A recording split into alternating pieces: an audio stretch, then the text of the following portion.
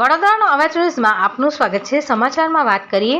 તો વાઘોડિયા રોડ પ્રભાત 4 રસ્તા પાસે આવેલી સુનિલ સોસાયટીમાં રહેતા ગૌતમભાઈ પટેલની પત્ની શુક્રવારે બપોરે 11 વાગ્યાના અરસામાં વૃંદાવન 4 રસ્તાથી ઉમા 4 રસ્તા તરફ જવાવાળા રસ્તા પર આવેલી ડેરીમાં દહીં લેવા માટે ગયા હતા।